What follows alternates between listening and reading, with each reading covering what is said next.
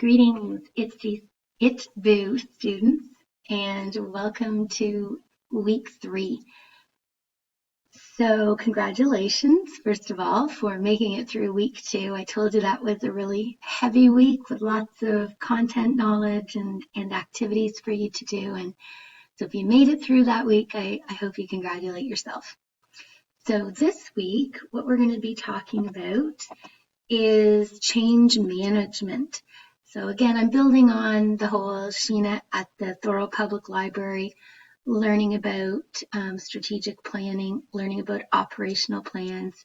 And what we're going to do is we're going to implement that SMART goal, that project, and we're going to have to communicate it to our staff. So we'll be talking about change management, effective communication strategy. So how do you communicate verbally effectively, and how do you communicate in the written word effectively? Hopefully some of this is review from your communications courses and other courses you've taken in college and in other places.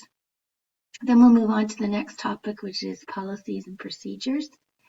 And finally, we will take a look at the research report and presentation assignment, and we'll go over how to do that assignment so that you know what's expected, and you can start kind of project managing your time to make sure you get that assignment done on time. It's worth 30%, and it's due towards the end of the semester.